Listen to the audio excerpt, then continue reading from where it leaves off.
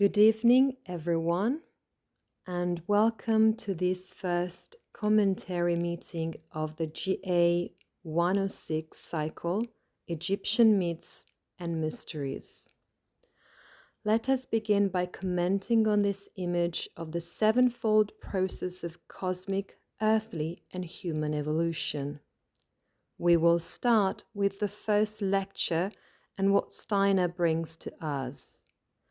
Anthroposophical spiritual science is the science which enables us not only to understand the human being consciously by means of the forces that are available to the consciousness soul, that is to say, the forces of thought which are fully present in the I, but also the method, the way of development of the human being in a spiritual sense, that unfolded from the fifth cultural epoch, the present one, to the sixth cultural epoch, and then onwards towards the seventh.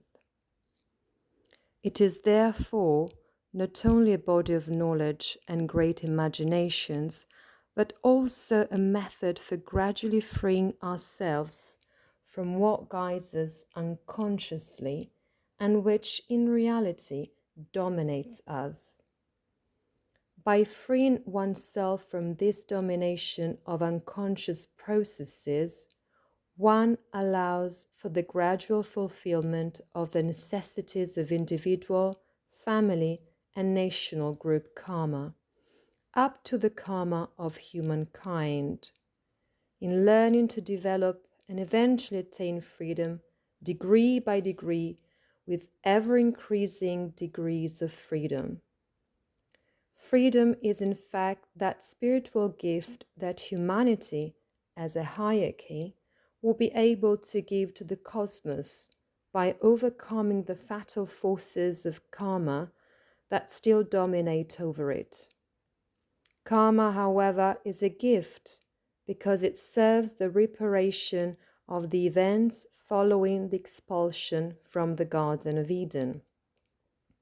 At the same time, until humans deal with this karma, they cannot call themselves free. As long as man does not untie the karmic knots, he cannot call himself free. Therefore, this progressive process of gaining freedom implies the broadening of consciousness. That is, the fact that the I can illuminate ever-widening circles of consciousness, from the individual to nature, to the earth, to the cosmos. This process also implies the development of higher soul-spiritual faculties, which in turn correspond to organs that develop in what are generically called the subtle bodies. In the astral body, in a broad sense, the soul, and in the etheric body, in a broad sense, the vital body, hence the life processes.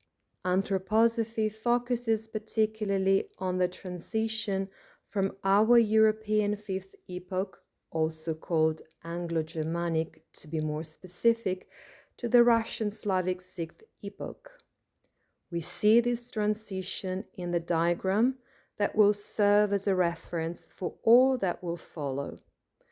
But we will also use other variants of this diagram.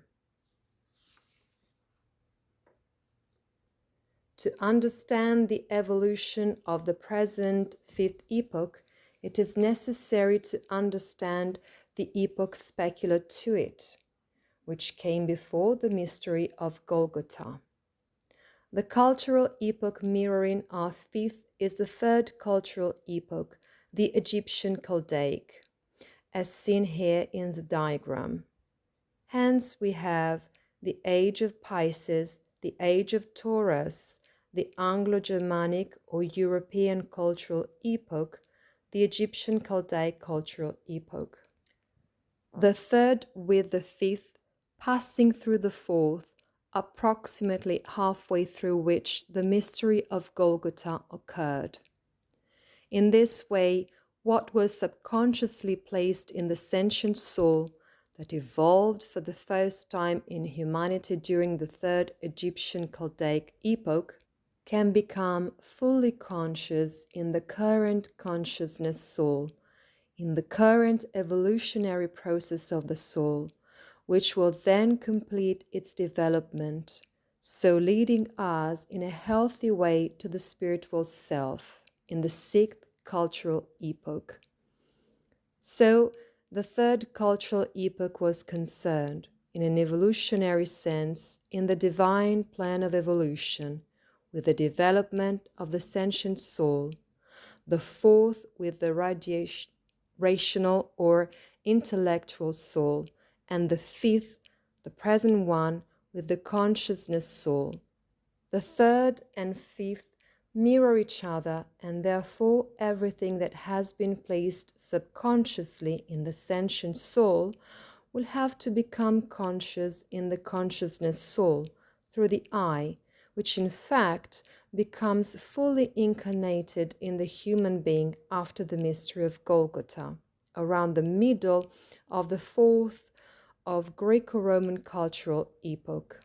Only by placing before the I the consciousness, this ideal development towards the spiritual self, which is our first fully spiritual stage, the sixth Russo-Slavic epoch, does it become possible to truly unite with the reality of everyday life, which presents itself to us every day, permeated, however, by a healthy spirituality, a spirituality renewed for the age of the consciousness soul, a spirituality thus fully residing in the forces of the I. Only by cultivating devotion anew towards the spiritual world, thus in the consciousness soul, devotion being, we can say, the antidote to the spiritual poisons that can spill over into the consciousness soul, can we finally find a healthy path to the spiritual self. If for the ancient Egyptians the experience of the sentient soul was in a subconscious form, it will now for us be in a fully conscious form in the consciousness soul. This is the basis for this entire lecture series on the myths and mysteries of Egypt. We know from anthroposophical spiritual science that the stream of incarnation of the souls of the ancient Egyptians, thus of the third cultural epoch, returned in incarnation as a whole in the fifth European epoch, or Anglo-Germanic to be specific, thus the present one. The souls of the ancient Egyptians are thus now present in incarnation in the European peoples, and Rudolf Steiner reminds us that this is particularly true for the Italian people, and this especially since the Renaissance, when the seed of a true Italian people began to manifest. Hence, the arcane fascination that the pyramids, for example, the sphinxes, the Egyptian temples have always exerted on the peoples of Europe, but especially on the Italian people, with what is also called Egyptomania. Just think that the world's first Egyptian museum is the one in Turin, initially wanted and developed by the Savoy family, which is to say, the representatives of the soul of the Italian people. We can say then that the powerful spiritual experiences of ancient Egypt substantiated the forces of the souls that later reappeared in incarnation from the beginning of the age of the consciousness soul in 1413. Here it is also called the Age of Pisces, or Anglo-Germanic epoch, or European epoch, so don't worry too much about the wording, as terms can vary according to context. In this case, we are always talking about the fifth cultural epoch, and you will see that you will gradually recognize the others as well with their various names. We can say in general that the profound Egyptian religiosity, intended as an experience of the soul of the ancient Egyptians, became reincarnated in the aesthetic experience of Italian Renaissance art, and from there, starting especially in Florence, like a beacon carrying its light around, extended to the entire European Renaissance. It radiated in particular from the destiny of the Medici family, of Marsilio Ficino and Pico della Mirandola, whom we have discussed in depth in the cycle on the three greats of the Renaissance. The spiritual impulse that we find both in ancient Egypt and in the Italian Renaissance, and by extension in the Renaissance in general, is the manifestation imprinted in art, sculpture, architecture, society, in the development not only of the arts, but also of the sciences of a spirit. The spirit was called by the Egyptians Thoth, the god Thoth, by the Greeks Hermes, and by the Romans Mercury, which in the seminar on the 13 archangels we refer to using the name Archangel Raphael. Thus, Raphael, in the third cultural epoch, inspired the founder of ancient Egyptian culture, Hermes Trismegistus, a high initiate, master of wisdom, and through him inspired the foundation of ancient Egypt and inaugurated the third epoch as a whole. Where do we find again this inspiring spirit of ancient Egypt?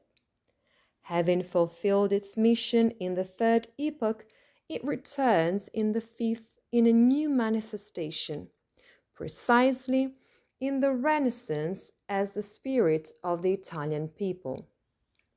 Therefore, Raphael is the spirit of the Italian people, and it is the same spirit that the Romans called Mercury, that the Greeks called Hermes, that the Egyptians called Thoth. So, in a way, do not be fooled, do not be confused by the fact that it has taken on different names and guises throughout the ages. You must look at the activity of the spirit that was understood by different peoples under different forms, under different names, depending on the time, place, and people in which the spiritual impulse manifested itself. This applies to Raphael, or, if you like, Mercury, Hermes, Thoth, and it applies to all the entities of the spiritual world. The spirit, Raphael, made a more conscious contact with the Italian people during the end of the Middle Ages and the beginning of the Renaissance, and did so through a particular vehicle. Yes, through the karma of the Medici family, of Marsilio Ficino and Pico della Mirandola, as well as through the three greats of the Renaissance, Michelangelo, Leonardo, Raffaello, but especially through a vehicle in human society, which was the Neoplatonic Academy of the Medici. So, the Neoplatonic Academy of the Medici is again in quotes, a reincarnation of a school of the ancient Egyptian mysteries in Italy. Just as the initiates gathered the inspirations of Thoth and also the other divinities in the centers of the ancient Egyptians' mysteries, which we will discuss later on, in the same way it was the members, to a certain extent the initiates, depending on rank, of the Neoplatonic Academy of the Medici, who gathered these new inspirations, reincarnated from Raphael, who is always Thoth. The activity of the Neoplatonic Academy of the Medici focused first and foremost on this great impulse that radiated throughout Europe with the translation of the Hermetic texts of Hermes Trismegistus, the founder of ancient Egyptian culture, the guide and great teacher of the Egyptian people. Under the guidance of Marsilio Ficino in particular, the foundation of a school of perennial philosophy, Prisca Theologia, took place, the main tenet of which was that since ancient times, in fact, Christ had always been present in human history in one form or another, depending on the evolution of the consciousness of the people in different manifestations, and that the other entities of the spiritual world had also presented themselves under different names until eventually Christ presented himself in Jesus of Nazareth. We talk about this in the context of anthroposophical spiritual science, but it was already being talked about in a certain way in the Neoplatonic Academy of the Medici. The attempt to completely reform society on the basis of this, which was a true esotericism that could completely change the Christianity of the time of the Renaissance, something that the Medici, Marsilio Ficino, and even more so Pico della Mirandola had tried to do, this attempt was, of course, thwarted by the Catholic Church, which had Pico della Mirandola assassinated. This was one of the many attempts in which this possibility of reconnecting the mysteries to an exoteric, hence external church, such as the Catholic Church, given a new and properly spiritual life to the Catholic Church, not just a formal one, was prevented. One other individual who had this task was, for instance, Cagliostro, and you know very well how that ended. He was the last person to be condemned by the Inquisition and was imprisoned for life in the fortress of San Leo until he disappeared shortly after the French Revolution. And another great initiate who attempted this was Rudolf Steiner, and you know very well what these forces of opposition did to the first Gothianum. So keep in mind this impulse, which we can see in action even before Marsilio Ficino. We can talk, for example, about Emperor Hadrian's activity in Rome. Bear in mind that this same attempt manifested in the Renaissance of the Neoplatonic Academy of the Medici. When such an explicit degree of aversion towards such attempts is reached, it means that they were being successful. So, in a way, Pico della Mirandola really did have a chance of succeeding in the project of the Neoplatonic Academy of the Medici, and therefore, the way that was found to prevent this from becoming a reality was to physically eliminate him. When the forces of opposition come to physical elimination, it is because the bearer of the impulse, during the course of his biographical evolution, has come to have the strength to, indeed, bring about a change in the larger society. Rudolf Steiner himself suffered several attempts at poisoning, and so it was at the end of his life for him and his activities. Today, we live in times that are more open to the possibility of change, also because the old institutions that oppose this change are gradually losing their strength and falling apart. Their form remains, but in fact it is emptied of its original meaning.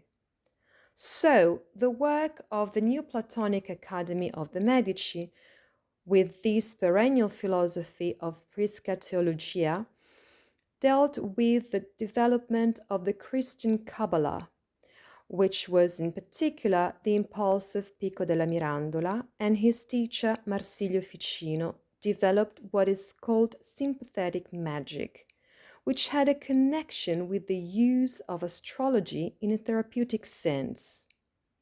Moreover, what was practiced in the more general meaning of initiation was the allegorical initiation, that is, the use of allegory in an initiatory sense, which was particularly brought to expression in Renaissance gardens. So the Renaissance gardens, first and foremost the Giardino di Castello in Florence, which we visited on our visit to Hermetic Florence, are at the origin of a process of initiation that was conducted not in a temple but outdoors, precisely in the garden, the Renaissance garden. Imagine from all these activities then, from allegorical initiation in the Renaissance garden, sympathetic magic, astrology in a therapeutic sense, Christian Kabbalah and perennial philosophy of Prisca Theologia, the Neoplatonic Academy of the Medici, radiated the original impulse of the Renaissance. We have recently seen this in the Gonzaga court in Mantua. Thus, this is the foundation, as far as the Italian people are concerned, of the relationship with the ancient Egyptian people, and, more generally, of the European peoples of the present epoch of the consciousness soul in relation to the third epoch of the sentient soul. In the following pages, Steiner takes us into man's evolutionary past, into the different cultural epochs, and finally into remote eras of the Earth, which you can see at the bottom in our diagram. On the first row at the top are the 7 cultural epochs, which can take their name either from the peoples that characterize them, who are the bearers of the impulse, but who are not the only peoples existing then, of course, or from the zodiacal forces that descend in those same epochs lasting 2,160 years, and descending in the middle row, you find the 7 eras of the Earth. Today, we are in the 5th post-Atlantean era, that was preceded by the 4th Atlantean era and the 3rd, the Lemurian era, which are the ones we will focus on for the time being, and gradually Steiner will lead us into this evolutionary past of humanity. Descending further, you find the so-called 7 metamorphoses of the Earth or incarnations of the Earth. We are living in the second half of the 4th metamorphosis, called Earth-Mercury. As a reference, the Earth-Mercury began with the mystery of Golgotha around the middle of the 4th cultural epoch, the Greco-Roman. Steiner gradually describes to us the metamorphoses that have taken place to enable us to bring to realization the still unconscious and unrealized potentialities of the consciousness soul, potentialities that the I can bring to realization by bringing the unconscious to full consciousness, thanks to the work of the I. Thus, the I goes on to illuminate the unconscious, the astral unconscious, first of all, and the etheric unconscious as a second aspect. Finally, there will also be a physical unconscious, which, however, is the most remote and the most inaccessible to the human being's current state of consciousness. Therefore, by bringing to consciousness the astral and etheric unconscious, but above all the astral unconscious, we will gradually realize the consciousness soul, its complete evolution, and go into the evolution of the spiritual self from the present 5th epoch to the future 6th. How can we know the past? Steiner, through his clairvoyant investigation, tells us what he has gradually investigated, as have other initiates, and brings us his investigation, his point of view. He thus takes us back to the present age, then to the Greco-Roman, to the Chaldean Egyptian, to the Paleo-Persian, to the Paleo-Indian. But not only that, it also takes us beyond, before the Paleo-Indian era, beyond the Great Flood, into the Atlantean era. Between the end of the Atlantean era and the first epoch of Paleo-Indian culture lies the great catastrophic event of the flood. And here Steiner makes a very important statement for our understanding. It is we, our own souls, or if you like, in a more specific sense, the I, who have experienced incarnations since the time of Atlantis, and the memories of these experiences are in the unconscious of the soul. Jung would say in the collective unconscious. The Great Flood, also known as the water catastrophe, set the peoples of Atlantis in motion, and we can see here an image of the map of migrations set in motion since the destruction of Atlantis.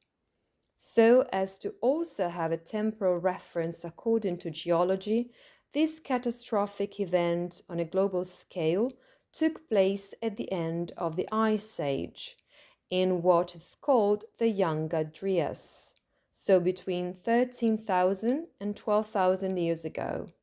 This event, which we can call the flood or water catastrophe, destroyed the previous civilizations already at an advanced stage of evolution, which characterized Atlantis and which came to disperse by sea over the various continents of the earth, both east of Atlantis and west of Atlantis, bringing with them impulses of civilization all over the world in the course of history.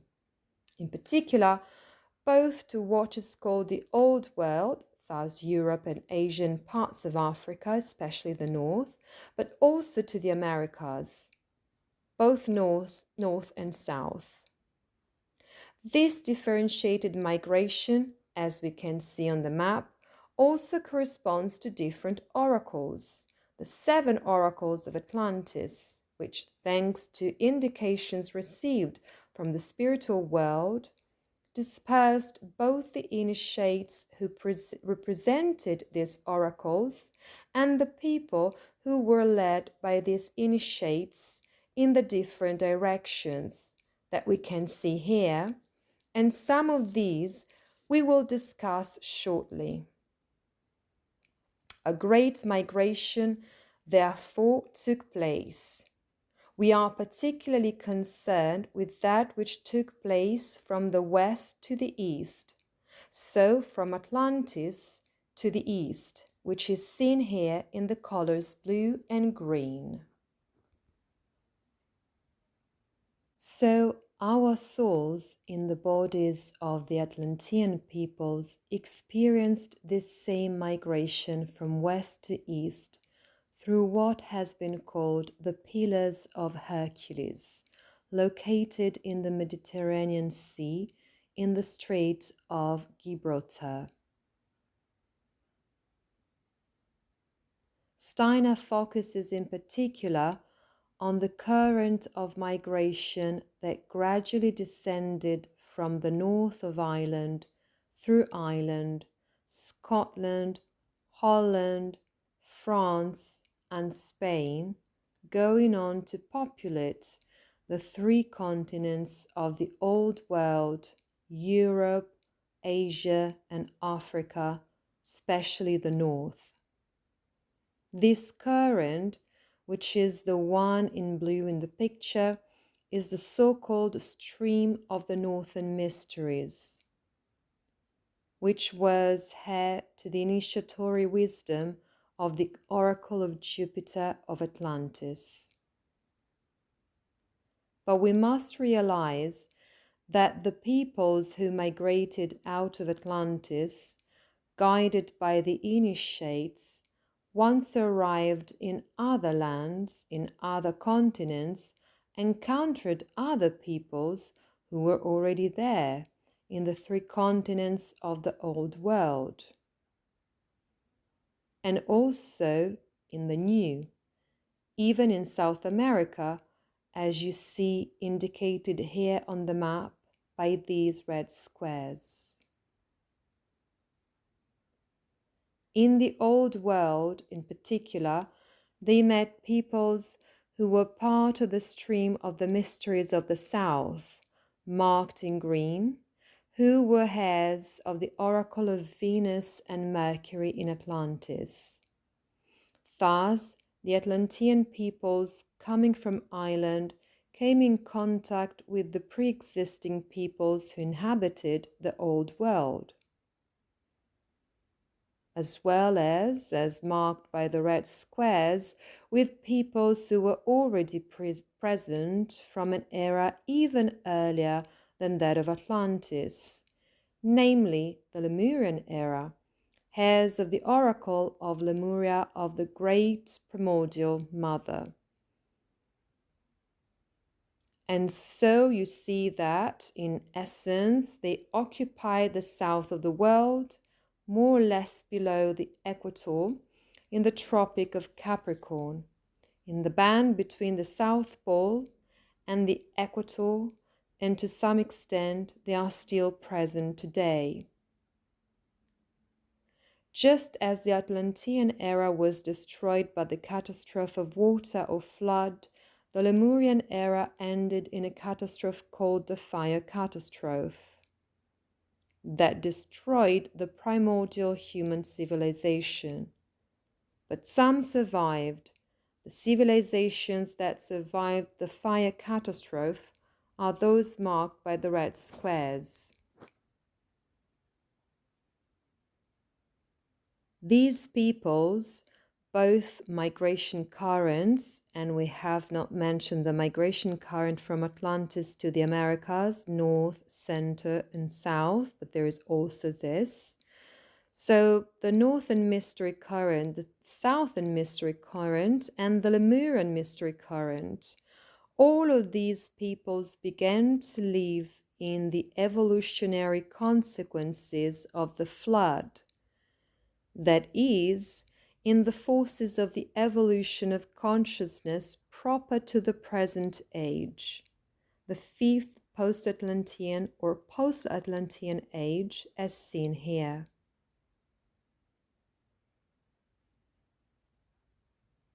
These occurred about 10,000 years ago with the beginning of the Paleo-Indian epoch. You see here 7,227 plus 2024, 2025 is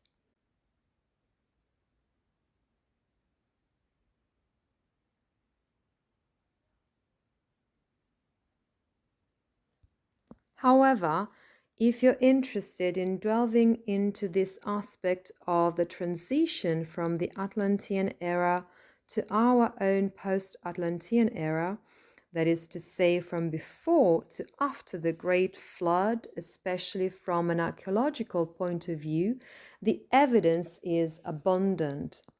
On Netflix, you can find an excellent documentary called Ancient Apocalypse, which some of you may have already seen, by writer-journalist Graham Hancock, whom you may know. In this documentary, albeit with a few inaccuracies and above all with a lot of polemical verve, then again, Hancock has been put down several times, you will find some very interesting material to go into more depth on this passage that Steiner mentions several times and deals with in this lecture series. In this documentary, as far as I have been able to see, the UFO theories about ancient astronauts are not even mentioned. Therefore, it is devoid of what we know to be a misunderstanding of what ancient human perception was, in that ancient humanity was clairvoyant and therefore did not encounter aliens descending in UFOs, but was able to perceive entities from the spiritual world. That is the element of misunderstanding, but in the documentary the UFOs are not mentioned, and Hancock focuses exclusively, as far as I have seen, on the archaeological evidence of an advanced civilization prior to the flood, that is, the Atlantean civilization with its peoples, and on the traces of some peoples that came even before and who, in Steiner's description, are remnants of the Lemurian era. But he focuses mainly on what was before the flood and after the flood. The direction that Hancock brings to his research, imagining that at some future time science will recognize the validity of some of these observations, represents what Steiner argued will happen in the epistemological, that is, regarding the limits of the knowledge, evolution of natural science, archaeology in this case, which will gradually confirm the claims made by theosophy and anthroposophy because they actually correspond to a knowledge of the ancient mystery, theosophy, and of the new mysteries, anthroposophy. Therefore, I recommend watching it to see how much research that is independent from Steiner's clairvoyant research goes into confirming and substantiating Steiner's claims point of view. That's the interesting part. Ancient astronauts aside, ufology aside, when we speak of cultural epochs, we must not confuse them with peoples, and this is another specification I want to make. The names at the top of the diagram, which we are going to use, are not to be confused with the multiplicity of peoples who lived in the corresponding epoch. This is true for every epoch of culture as it is today. There have always been many and diverse people coexisting since around the middle of the Lemurian era. They have been differentiating themselves ever since. Cultural epochs, from a scientific spiritual point of view, are to be regarded as stages of evolution of consciousness in the development of humanity and, more specifically, of the different expressions of human civilization. Thus, epochs of culture are stages that comprise several peoples simultaneously, scattered over the globe and present together at different and diversified stages of evolution of human consciousness. We will see this, for example, in the polarity in the third cultural epoch between the ancient Chaldeans and the ancient Egyptians. In particular, and here Steiner picks up on his earlier topic, it was in and around Ireland that special conditions were produced for the development of the civilization that was to come. In fact, millennia before the flood, so in the Atlantean age, in the era of Atlantis near present-day Ireland, lived the most highly evolved part of humanity. Under the guidance of initiates, whom we will also find in later incarnations in the course of the cultural epochs, highly elevated individualities crossed Europe and reached as far as Central Asia, where they began to colonize and civilize. A colony of this stream of civilization was, as can also be seen here on the map, sent to India, finding there the last representatives of a very ancient Lemurian civilization whose name Steiner does not give here, but which we know to be Kumarikandam. Kumarikandam was a land in Lemuria that was submerged after the fire catastrophe and that only remains today in the area called Tamil. So much so that, at present, in Tamil archaeology, for scientists who come from Tamil, the existence of Kumarikandam, therefore of that part of Lemuria, is absolutely established from a scientific point of view. So it is not as if, as Hancock polemically proposes, everyone is against his view. And in fact, even in the course of the documentary, Hancock will show that some are inclined to acknowledge that from a natural scientific point of view, something has already been proven of what he claims.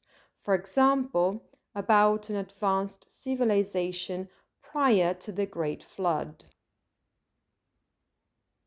And so, it was that a people originating from the northern stream of Atlantis, from Ireland, united with the people originating from Lemuria, thus giving rise to the conditions of consciousness for the first epoch of culture, which we call the Paleo-Indian epoch or Cancer epoch, which runs from 7227 to 5067 before Christ. It is here in the diagram, and we can refer to this time frame.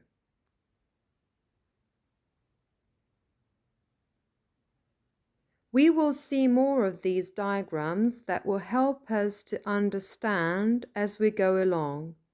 Steiner says that in the Vedas, the Hindu sacred texts, we find echoes of a remote Indian civilization led directly by spiritual entities. Some of these incorporated, that is, descended to interpenetrate some human souls that were in human bodies, and their representatives were the so-called seven holy rishi. The seven holy rishi were the masters of the Paleo-Indian epoch and were the holders of the seven etheric bodies of the hierophants of the oracles of Atlantis, that is, those who were the guides of the oracles of Atlantis. You must imagine that not only does the I reincarnate, but as far as the masters are concerned, their astral and etheric bodies can also return in an incorporation. This is the case of the seven Rishi saints who incorporate in their etheric body, or rather their etheric body is the same as the etheric bodies of the seven hierophants of the oracles of Atlantis, the oracle of Saturn, Jupiter, Mars, and so on. Thus, in those etheric bodies of the seven holy rishi was preserved the ancient knowledge of Atlantis in the form of a living memory readily accessible. Impulses of Saturn, Jupiter, Mars, the Sun, Venus, Mercury, and the Moon poured into it. This was followed by a second epoch of culture, the Paleo-Persian, which runs from 5067 to 2907 before Christ, and is also called the era of Gemini. Due to the precession of the equinoxes in 2160 years, the vernal point moves from one sign to the other in reverse, and thus we go from Cancer to Gemini and so on. This second epoch of culture, the Paleo-Persian, was led by a very high individuality, another initiate called Zarathustra, in whom lived the forces of the oracle of the son of Atlantis. His work brought about the development of agriculture through a spiritual weaving, thus also in the consciousness of the souls of the ancient Persians, in the union of the light of the daytime sun with the darkness of night. We cannot dwell on this here, but bear in mind that the twins were called one god of light, Aura Mazdao, and one god of darkness, Angra Manu, also called Ormazd and Ahriman. Steiner would call them Christ and Ahriman respectively, or Arimane in Italian. We then come to the third epoch of culture that we have already mentioned, which in its entirety is called Egyptian, Chaldaic, Assyrian, Babylonian, Hebrew, but we of course call it Chaldaic Egyptian for short. It goes from 2907 to 747 before Christ, and is also called the Age of the Taurus, the bull. A great many religious references from this era refer precisely to the deity of the bull, or of the cow, or, to put it better, of the very life forces that the bull best represents. In the Bible, for example, there is talk of the golden calf, it being a regression to this state of consciousness, just as in the cult of Mithras, the god Mithras, who is an emissary of the sun god, must sacrifice, kill in a ritual sense the bull, the tauroctony of Mithras.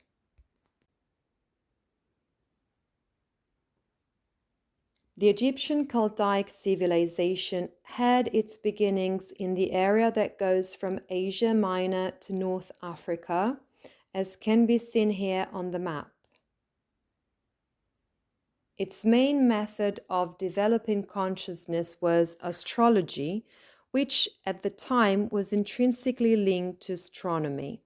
We distinguished between them, but in fact they were originally not distinct, a bit like chemistry and alchemy. In the terminology we use today, one can say that astronomy was the method and astrology the meaning of the method.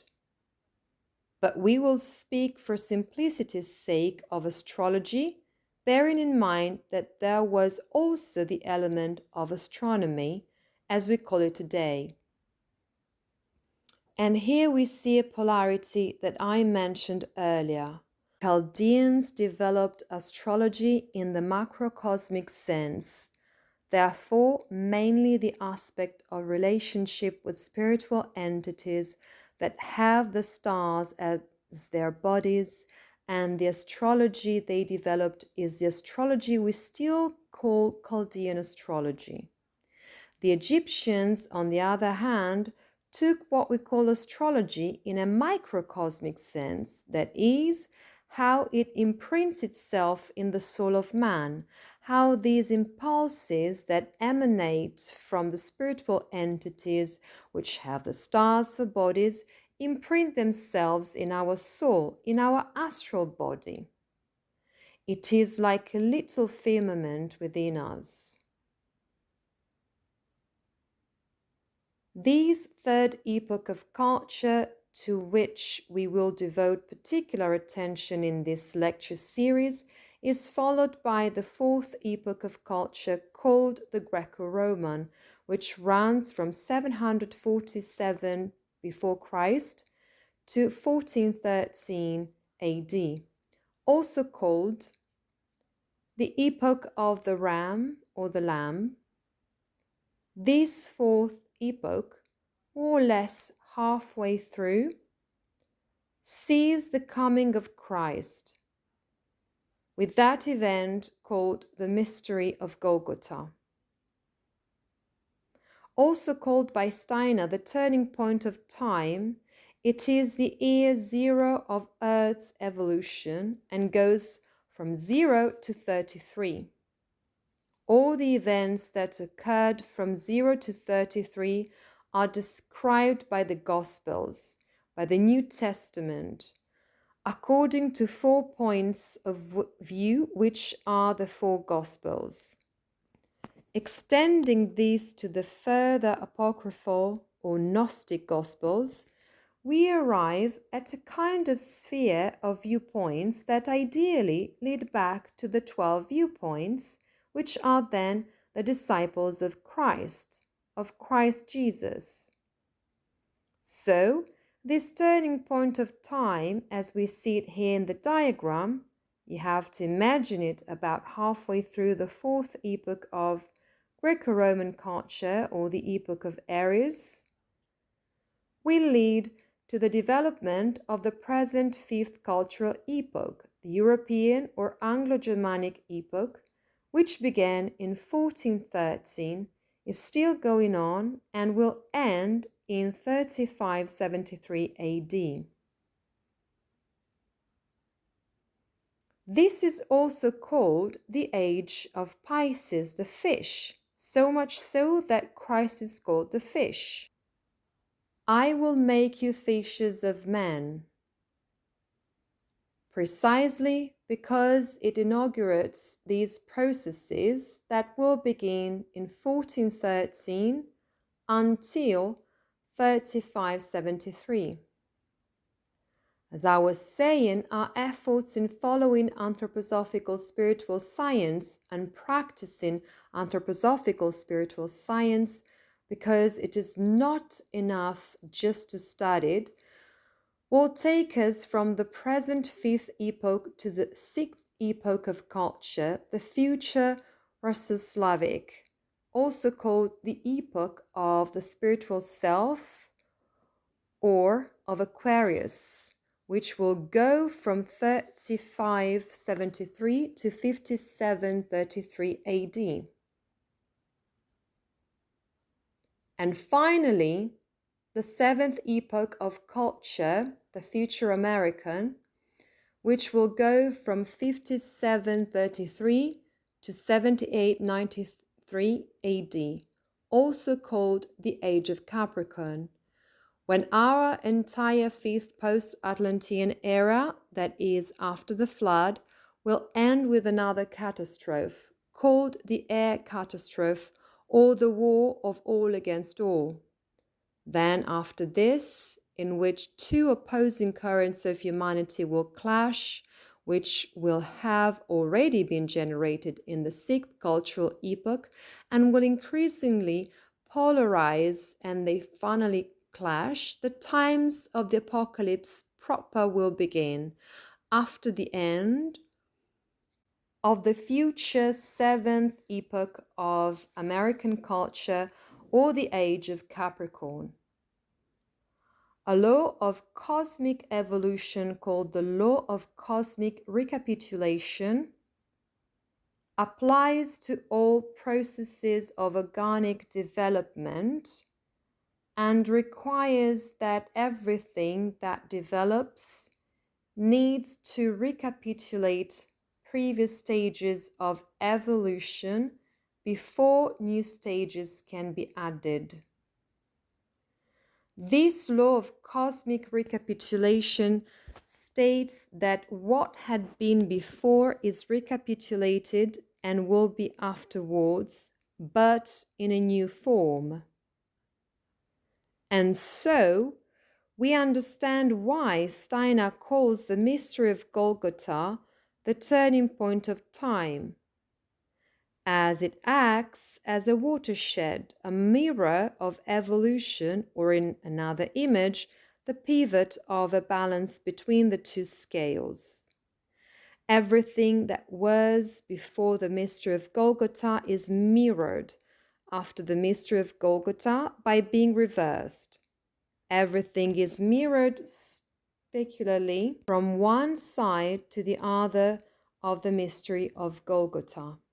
So, looking at this diagram, the first Paleo-Indian epoch will be reflected in a fully conscious form in the future American seventh epoch. The first with the seventh. The second Paleo-Persian epoch will be consciously reflected in the sixth epoch, the future Russia Slavic, the second by the sixth, and the third Egyptian Chaldaic epoch will be consciously reflected in the fifth epoch, the present European. the Greco-Roman fourth epoch, can be said that on the one hand it does not repeat itself, something unique takes place, which is the mystery of Golgotha, but on the other hand it is as if it were divided into two halves and reflected in itself, in a certain sense. In fact, into two halves, before and after the mystery of Golgotha, and before and after the coming of the I Am, the incarnation of the I Am. That is why Christ will say, I make all things new. All things that were before will be renewed after the coming of Christ, with the mystery of Golgotha. And here Steiner gives a more specific example. Just as the caste system, which will characterize Indian society and result in much social injustice today, were established in the Paleo-Indian epoch as part of the necessary structuring of society after the flood, and who put it in place, the structuring of society into the four castes? It was the ancient leaders of humanity, the initiates of the ancient mysteries. Therefore, that which was perfectly justified by past evolution and which is now somehow outside the current of regular evolution will eventually and gradually return in a conscious form.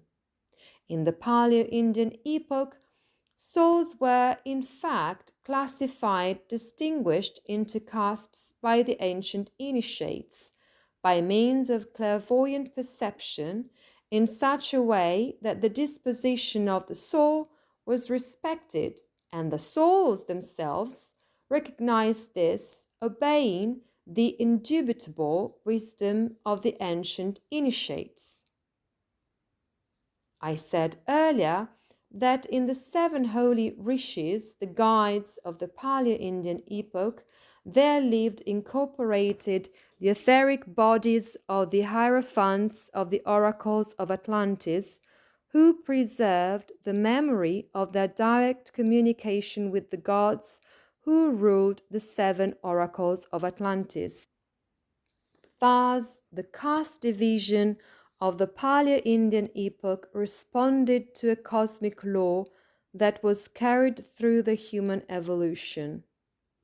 It is obvious that after the Paleo-Indian epoch, and above all, after the mystery of Golgotha, those ancient dispositions, if they stay as they are mere form, emptied of evolutionary significance for humanity. Indeed, they become counter-evolutionary and will become increasingly so.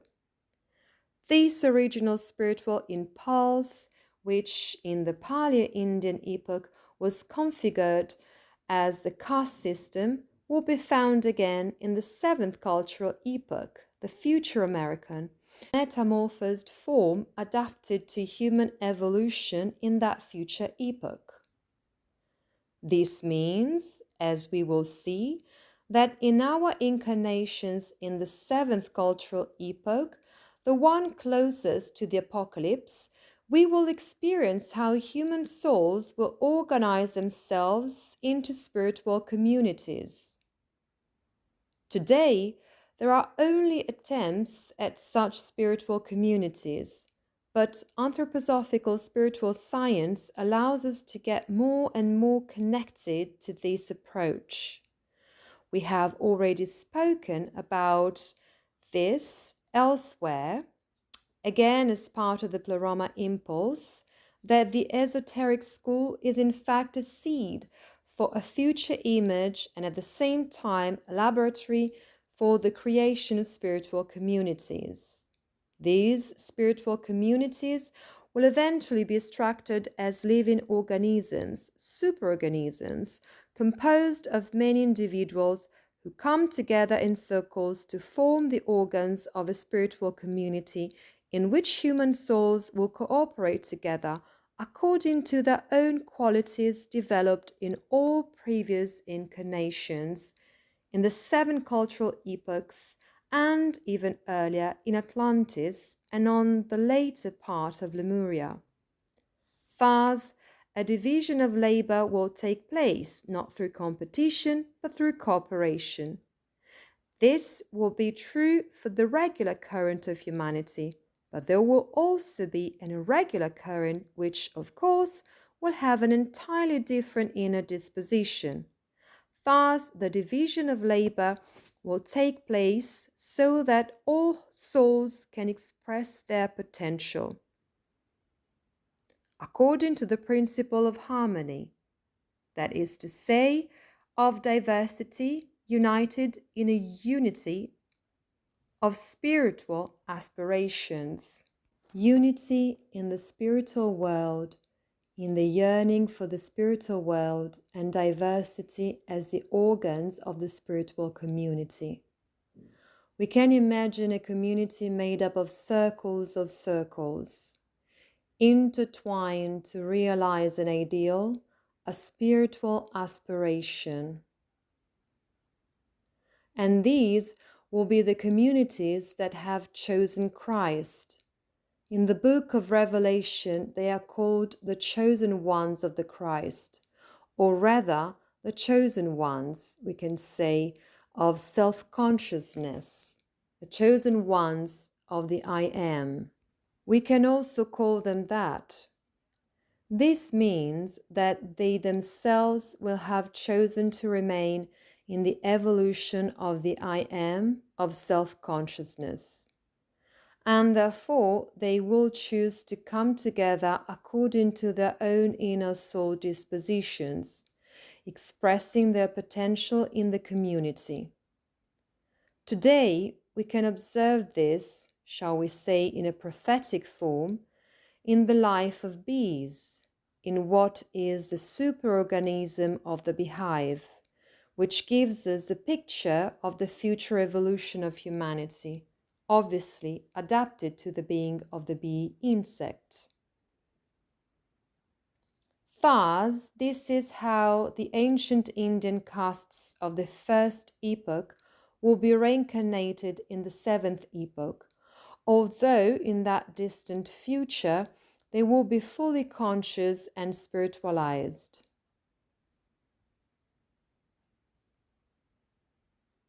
Steiner then goes on to describe Raphael's Sistine Madonna preserved in Dresden, Germany, giving another example relative to the Egyptian people, because the occult significance of this painting, which has also therapeutic properties, is the fact that a particular feeling is aroused when contemplating the Sistine Madonna.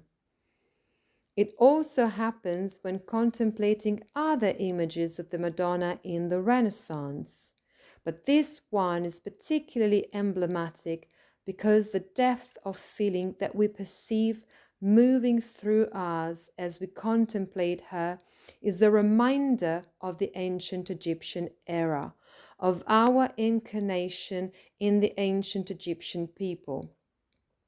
The ancient Egyptians, in fact, saw the goddess Isis, the mother of Horus and wife of Osiris, in a similar way. The difference is that in the ancient Egyptian mysteries of Isis, which were in the sentient soul, the veil covering the goddess was still intact. The goddess was completely veiled, covering all of her features. She was the simulacrum of the divinity. She was the statue, so to speak, but in fact, the presence of the divinity was in the statue itself, in its semblance. Whereas, as you can see in the Sistine Madonna, Raphael, who indeed has supersensible perceptions, shows us that the veil has finally been opened. Why? Because everything that was unconscious in the sentient soul becomes fully conscious through the I in the consciousness soul. And therefore, here is Isis unveiled. from the veiled Isis of the ancient Egyptian mysteries to the unveiled Isis, also called Mary Sophia. In the Gospel of John, she is called his mother with a capital H. Another reference to this is, when I briefly mentioned the Savoy family earlier, what was the original nucleus of the Egyptian Museum in Turin? It is the so-called mensae Ziaca, or Bembin table, of Isis, a tablet describing a late form of the mystery of Isis.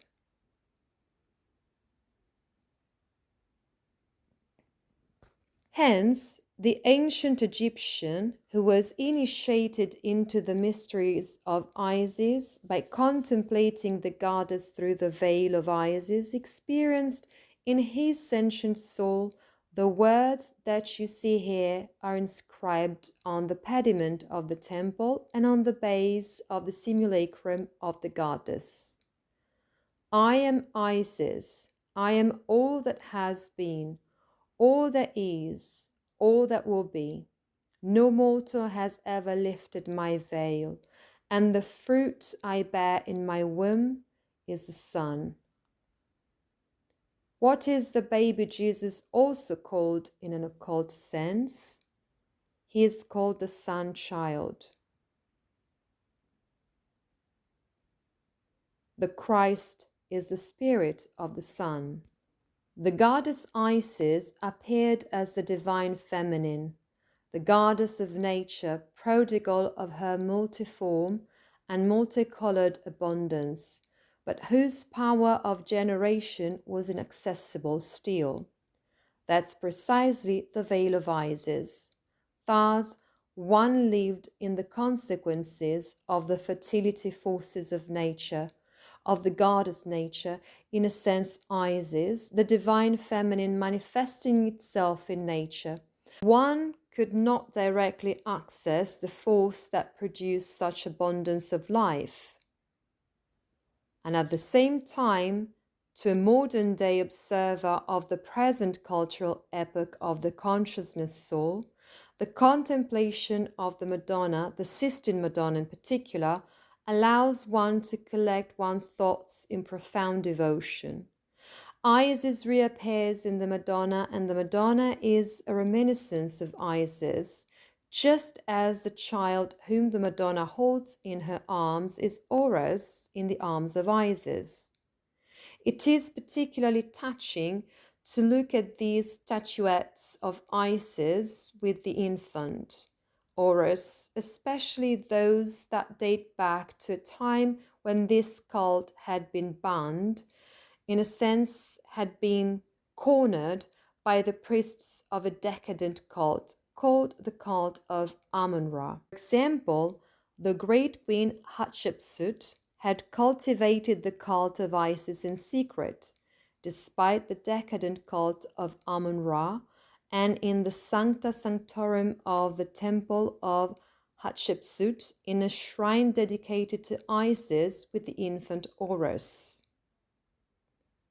It is touching to look at because the souls of the ancient Egyptians who contemplated the veiled Isis are the same souls that, since 1413, contemplate the images of the Madonna whose veil has been opened, no longer covering her face. An unveiled Isis. This is how we can experience in a very specific way the link between the ancient Egyptian epoch of the sentient soul and the current European epoch of the consciousness soul. Think of how many images of the Madonna there are, how many forms in which the Madonna appears, and how specific her titles. Our Lady of Prompt Succor, Our Lady of God, and so on. But it is always Our Lady, clearly, in her multiform apparitions, just as the goddess Isis was multiform.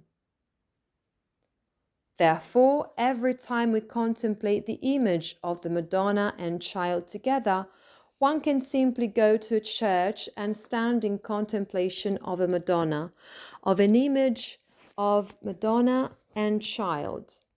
In the depth of our soul, if we are indeed contemplating it with devotion, the reminiscence of the experience we had as ancient Egyptians is aroused, because the soul is the same.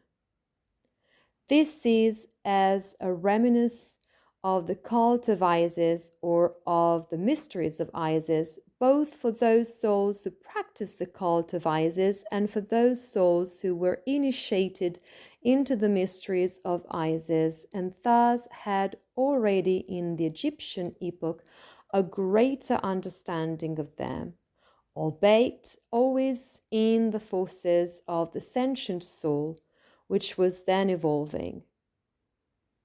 Steiner gives another example regarding the relationship of the present experience of the consciousness soul and that of the sentient soul of the ancient Egyptians with the dead. The ancient Egyptians practiced mummification, and they were not the only ones, so that the outer form of the body of the deceased was preserved in order to maintain a relationship with the earth during their journey into the afterlife, the journey of the soul of the deceased.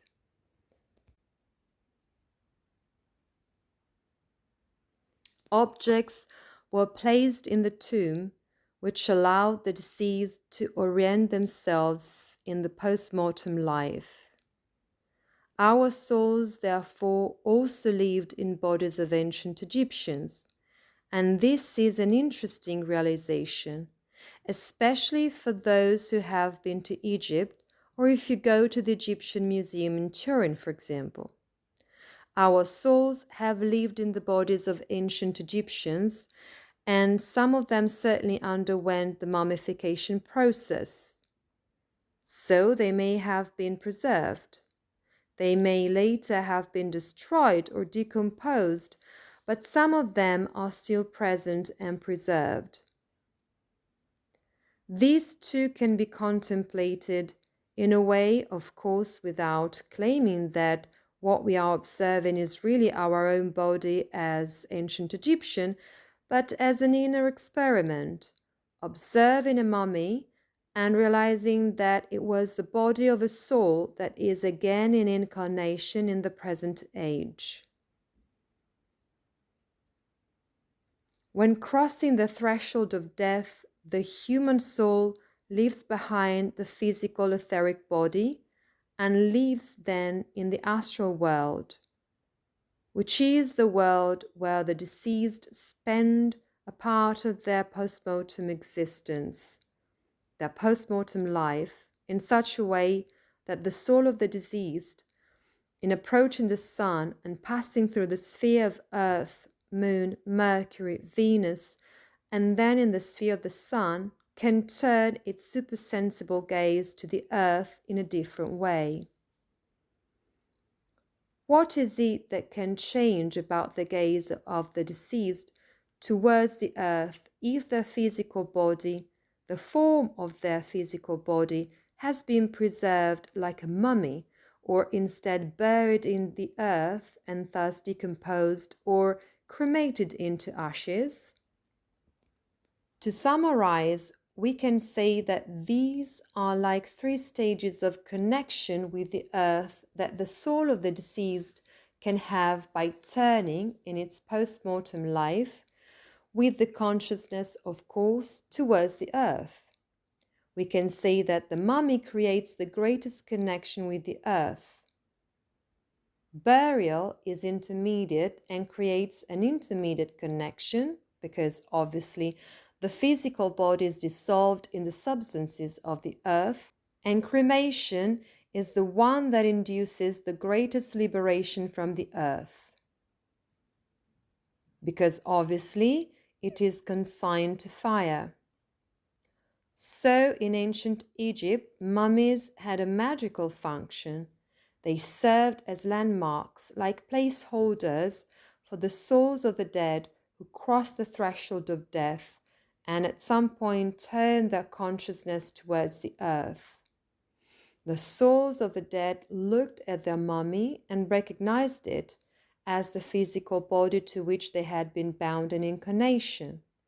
In this way, for a large part of Egyptian civilization, lasting 3,000 years or more, souls tended to return with greater intensity to incarnation, which in itself already happened spontaneously within the Egyptian people, because the mummies acted as a reference point for their return to incarnation. Before the mystery of Golgotha, all souls reincarnated in the same peoples, and after the mystery of Golgotha, souls can incarnate in different peoples depending on the experience they need. This in a nutshell. But if a mummy is created, this process is intensified, and the Egyptians, thanks to the Book of the Dead, had developed specific techniques for some souls to return to incarnation with the greater and fuller experience of their post-mortem journey. So, you understand that one of the reasons for the greatness, for the evolution of the Egyptian people compared to others who faded faster, is that souls would return and recognize where they had come from. These souls were powerfully impressed by this process of mummification, by the fact that they had their own vessel, a vehicle in which they had been and a people to which they could return. We must bear in mind that the soul is very impressionable and susceptible to the processes of the soul's spiritual world once it has crossed the threshold. Then, once the third epoch of culture was over, those souls incarnated in the Greco-Roman epoch, and then, or the more so, in our time, in the fifth culture epoch. So, at the very least, they incarnated a couple of times in each epoch, that is, in the first and second half of the total 2,160-year duration of an epoch of culture. First half, second half, at a minimum, depending on the extraction of the spiritual experience of that epoch. Thus, it was that the souls who gradually returned to the physical world after the third cultural epoch had developed, as a side effect of having created their own mummy, a special interest in the outer physical life, given the impression made by the mummification process and the creation of the mummy. The result, Steiner tells us, was a growing attachment to the material, to the physical body, and to the outer life of sense perception that is proper to the sentient soul of the third cultural epoch. We should not demonize this, for the mummification process, especially in the first half of these 3,000 years of the Egyptian epoch, was under the direct guidance of the initiates of the ancient Egyptian mysteries. It is only later that it gradually decays with the cult I mentioned earlier of Amun-Ra, the so-called cruel god. If we compare the experience of the temple of Amun-Ra with that of the Philae temple of the mysteries of Isis, for example, it is as if they were almost two different cultures and the atmosphere is completely different. One is precisely the atmosphere of the mysteries of Isis, of birth, of the sacred union of the masculine and the feminine, of the birth of the divine child, and therefore this is a kind of temple that on the one hand is like the nuptial thalamus, on the other hand is like a cradle in which the divine child Horus can be born. In the other temple instead you have dismembered bodies, the mysteries of sexuality intended for the purpose of having power over generation and the subjugation of the god Thoth, who, in Egyptian mythology, is the god who sets creation in motion. When we were in Egypt, I called it an Egyptian fascism, a return to the ancient but counterfeit gods. Ammon is an ancient god of the original manifestation, of the known manifest that goes into manifestation, and later it becomes counterfeited as a god of absolute power. The people who brought this about are the same who then opposed, for instance, the renewal of the Egyptian cult by Akhenaten, who wanted to free the cult of the divine from the priestly caste of Amun-Ra, through creating the possibility of a direct connection with the solar spirit. And of course, we know that they did everything in their power to even erase the memory of Akhenaten. On the other hand, however, if the Egyptians had not practiced the cult of mummies, souls would have gradually lost interest in the physical sensible world. Therefore, we can say that in general, a mummy today would be counter-revolutionary, but in the early part of the Egyptian era of the development of Egyptian civilization, it was evolutionary.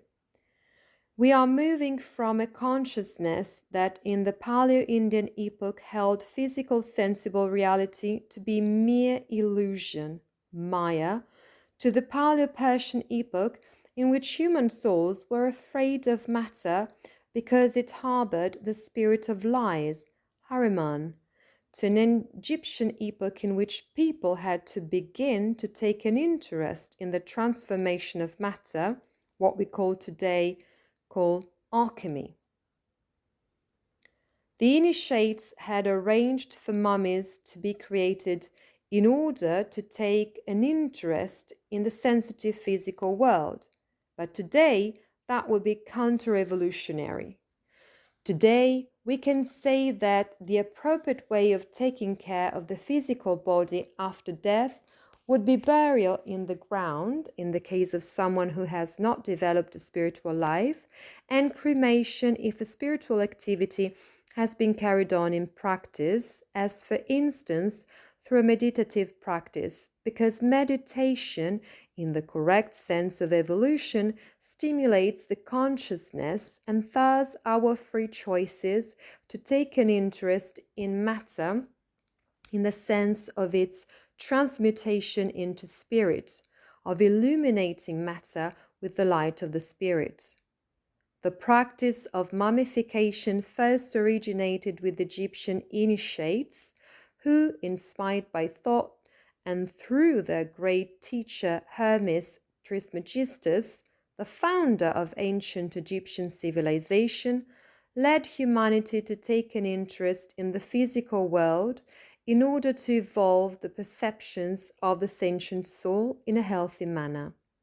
Here, then, in the schools of the ancient Egyptian mysteries, a combination of what we would call art, religion, and science, which were unity, was imparted. There was the temple where worship was practiced, and the school, which was a part of the building, where the cognitive and practical aspects of the mysteries were taught. Art, religion, and science or myths. For example, why is there a god of medicine? For us, medicine is now knowledge that materialistic science wants absolutely divorced from the religion sphere. But in reality, it is not. And originally, it was not so, and in the future, it will not be so.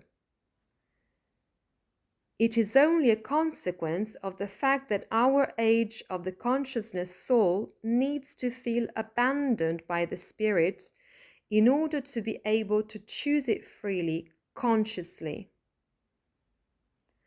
Therefore, one of the results of the knowledge, which was given in the school of the ancient mysteries, which can also be called the mystery schools, was precisely the preservation of the outer form and the physical form as a mummy.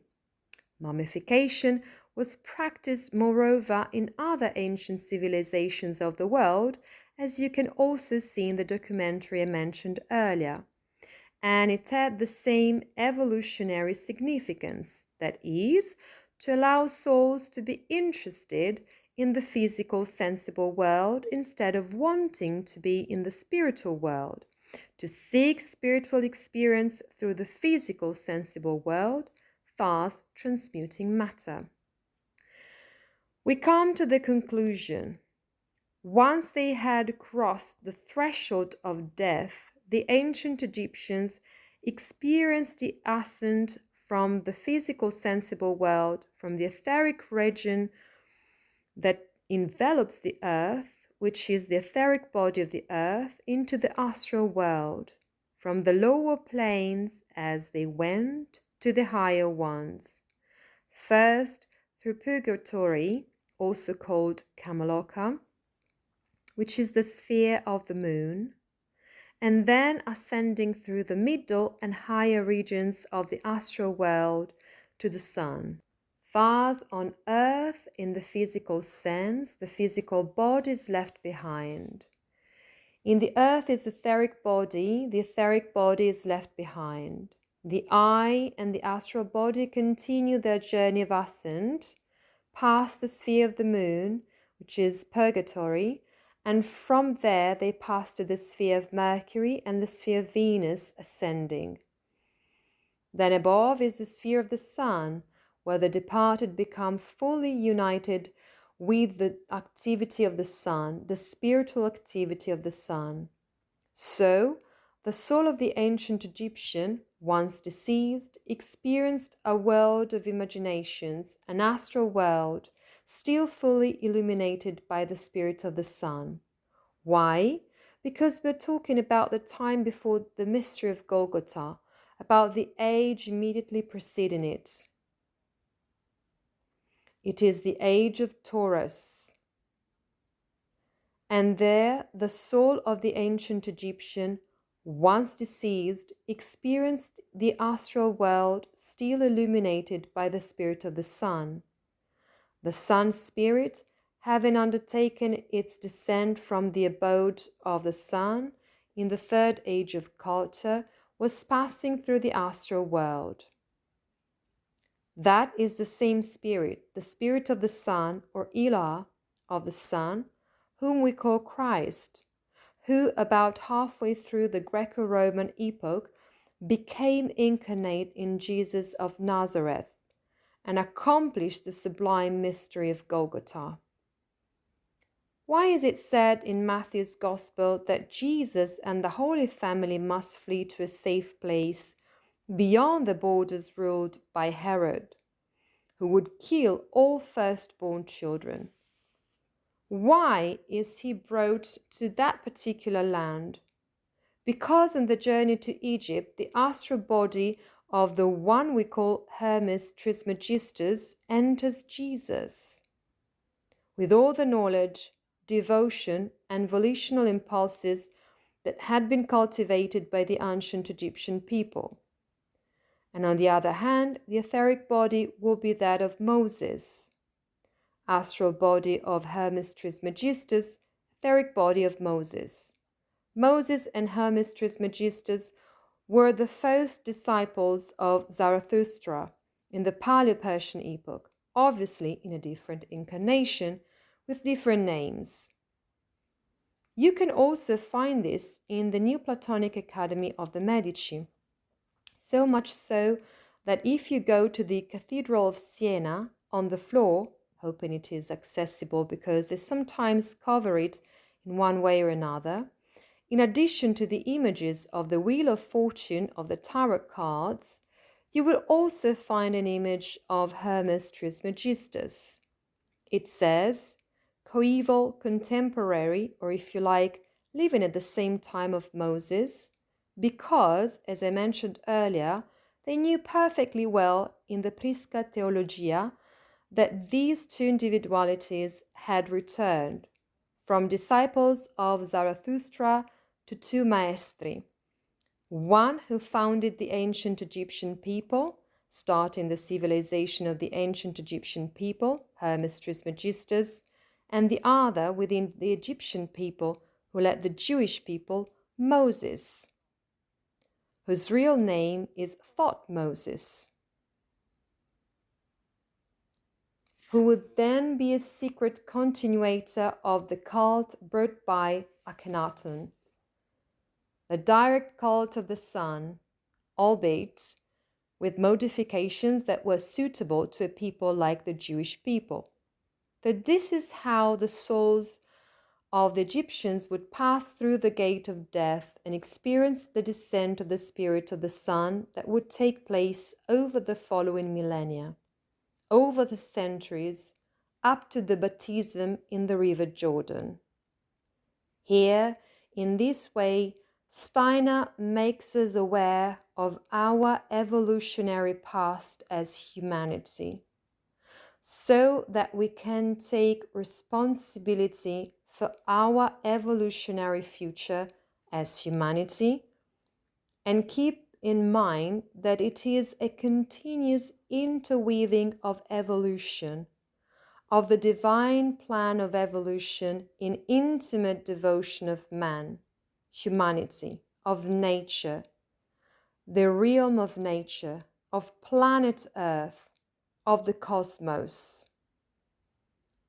Therefore, in a certain sense, the solution to the riddles of our present civilization, and it is not that I'm telling you this a priori, but if you delve deep into anthroposophical spiritual science, you will find the solution to all the riddles which arise in the present civilization, and which will be true until about the middle of the 6th epoch of culture. Of course, anthroposophy will also evolve as it goes along. That is to say, anthroposophy allows us, in this interweaving of devotion between humanity, nature, earth, and cosmos, to evolve from the sentient soul to the rational affective soul to the consciousness soul, making us a human being in its true dignity, thanks to the forces of the I am, leading us to the spiritual evolution of the spirit self, where human beings will begin to experience the community of spirit, which of course will evolve into the epoch of the life spirit, the future American epoch, and into the epoch of the spirit man, which will unfold after the war of all against all. Spirit self, 6th epoch, 7th epoch, life spirit. After the war of all against all, epoch of spirit man. With this, we have concluded the first meeting, and in a week's time we will continue with the second. And I thank you for listening. Thank you all.